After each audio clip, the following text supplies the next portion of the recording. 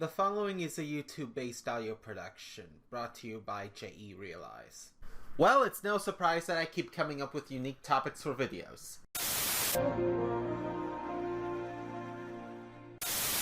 I made videos regarding television series up to this point, but it's time for something a bit hardier.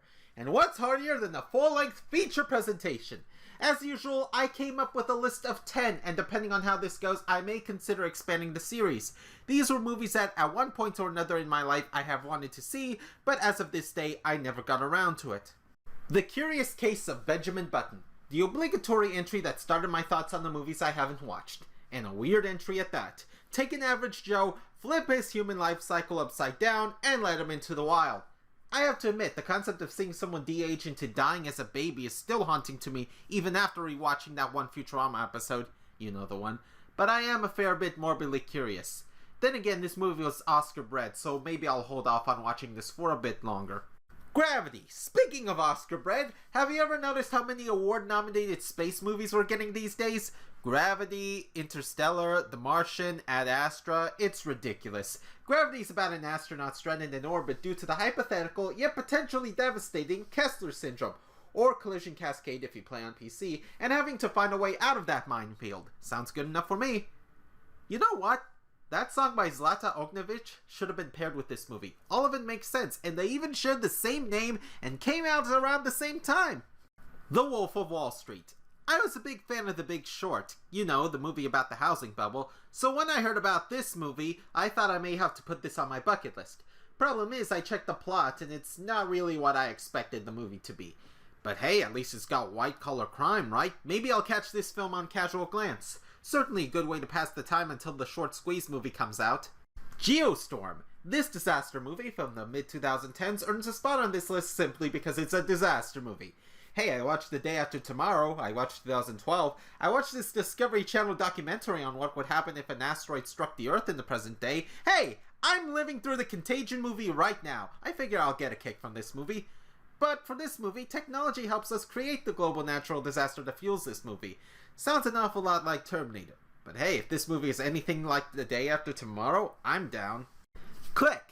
I barely remember what this film was about. This was from the 2000s, and the only thing I remember about it is it features a remote-controlled main character uses to stop, rewind, fast-forward, or slow down time. Yeah, remote control for life. I don't know if I want to watch it now because I think it was a comedy, but it still has an interesting premise. I mean, what is the main character going to do anyway? It can't be as big or as destructive as George Almighty. Oops, I shouldn't have said that. The Girl Who Leapt Through Time. You know that feeling when you have the idea for a movie or a serial that may just about make you a star or even a pioneer in media, but then someone comes out with a film or serial involving that idea first? I hate it when that happens. One day at Fresno State, the streaming friend I knew was setting up to screen that movie Your Name. You know, the movie I don't terribly like. And if you know DVDs, they do that thing where they show previews of other movies before letting you watch this one. One of the previews was for this movie. From what I got of the premise, a girl gets the ability to skip or replay moments of her life. You know, temporal omnipresence. That terrified me. I was working on the story idea with a character subject to that power myself, and now this happens? There are very few times in my life where something like that happens, but each of those times rile me up. But whatever, it's not about the premise, it's about how you play with it, right? My idea is going to go down the choose-your-own-adventure video game route. To hell with this film! Battle for Milquarius. Well, I've done it now. Some of you are upset because this isn't even feature-length, while others are laughing because of the premise. This beautiful idea was brought to you by the Got Milk campaign. Yes, from their first ad where a Hamilton enthusiast was screwed out of $10,000 by a peanut butter sandwich, to the controversial ad where an old man's broken bones induces a fear-fueled milk chug in the neighbor's kids, they've run the gamut of propaganda.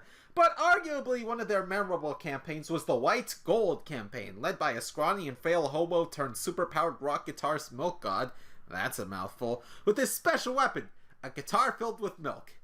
I wish I was kidding. That cannot be sanitary. I can't believe he drinks out of it constantly and doesn't get ill from some foodborne disease. Then at one point, White Gold is revealed to star in Battle for Milquarius, now available on the internet. What the nether were they thinking? I have no idea whether to watch this, but if I do, you bet I'm going full internet critic on this. The Naked Gun 2.5 and The Naked Gun 33 1/3. This is another instance of me technically listing more than one entry in one spot, but the story behind this is pretty funny.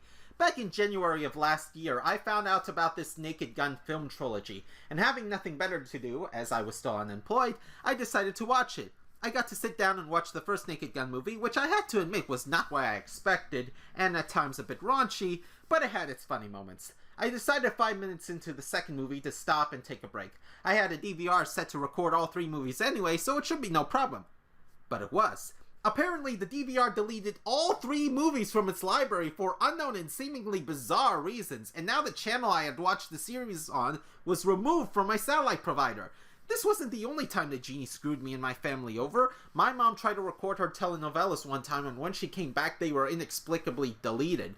Honestly, if I had the money, I'd buy a separate DVR to keep that from happening again.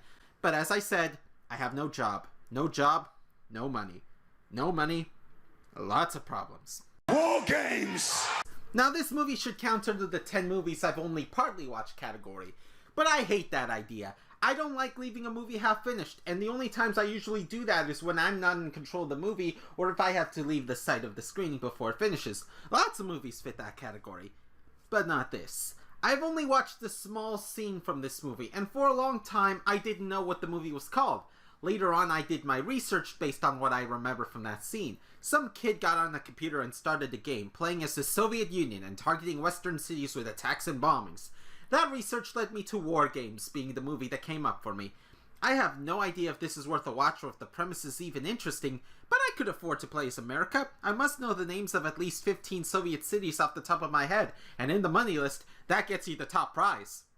Before I get into this last movie, I should warn you this suddenly became TVPGL due to some inappropriate language. Viewer discretion is advised. With that out of the way, our final movie for this list is Kick-Ass! And that's the harshest I'll go language-wise in this video.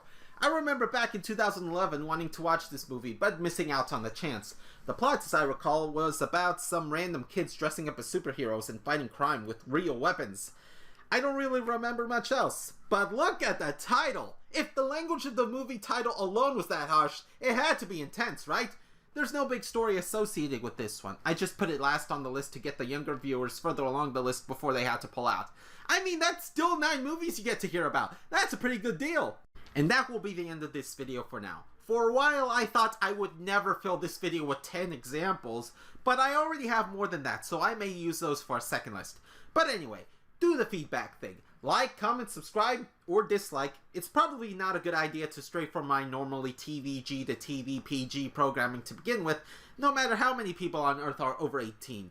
Follow me on Twitter at JERealize. This has been JERealize. I'll see you next time, and there will be a next time.